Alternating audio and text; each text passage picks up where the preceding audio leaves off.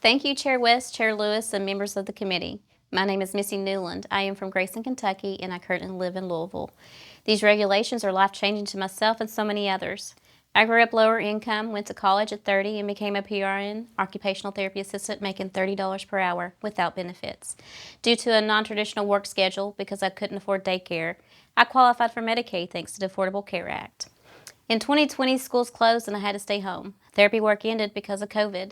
I now clean houses to make ends meet. This work pays the bills and allows me flexibility to help my mom as she keeps healing from pancreatic cancer. Cleaning takes its toll on my body, but I press on. I'm hypermobile, meaning my muscles and connective tissues are too weak to protect my joints and bones. I have fibromyalgia that causes pain, but I must work. I have dysautonomia, which means my nervous system is not regulating my heart rate, my breathing, and other systems properly. Even though I hurt constantly and I have constant headaches from my mouth issues, I show up for work and carry on as a mom without any pain meds. I had milk mouth at 3 that resulted in all of my front teeth being pulled. My adult teeth didn't begin to come in until I was about 11. I was bullied for my gummy smile. My nutrition was impacted by my tooth loss, and I needed speech therapy to learn to speak properly. My teeth came in smaller than most adults and crowded due to a small palate. My wisdom teeth grew sideways and caused cracks in my molars on 2 sides of my mouth. In 2018, it cost me hundreds for a root canal on one of those molars because Medicaid didn't cover it. I could not afford a $500 crown. So in 2019, I lost that tooth when it broke while eating. In 2020, before shutdown, I was going to have a cracked tooth filled, but days before the service, COVID happened. By the time I was vaccinated, it was too late to save the tooth. Now that tooth moves and food gets in my gums when I eat. I have not had it pulled because I can't afford a replacement. Even though it hurts to eat and my gums swell and are sore, at least I can still chew some food. The same tooth on the opposite side is now hurting. Being bilateral leads to believe it's a systemic issue and it's not poor hygiene. I brush, I floss, and I use dental tools to try to keep my teeth clean.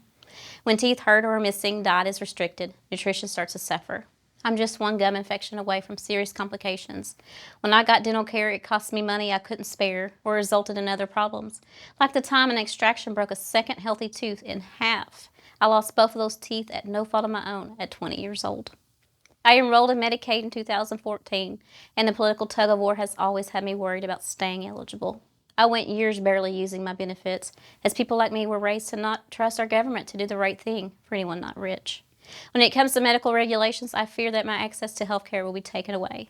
And with my health issues, that's scary. I work hard. My car is 16 years old, but hanging on. I've survived domestic violence. I'm trying to do right by my kids and now have guardianship of my niece who has developmental delays.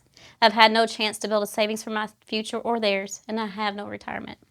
Sadly, the political tactics unfortunately do work as planned. Many Kentuckians, not just me, delay or don't use the benefits simply out of fear it will be taken away or because we can't find providers.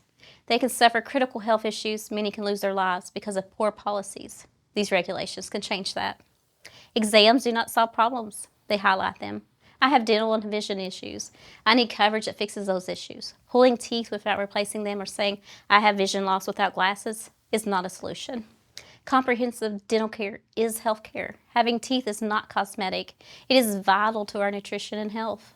Please don't confuse mine and many other Kentuckians' strength and resilience and ability to overcome adversity as a weakness or justification that we will be fine no matter what the outcome of these regulations may be. I strongly urge you to support and adopt these regulations and change thousands of lives, hundreds of communities, and the entire state's health and workforce, all for the better. Thank you for your time.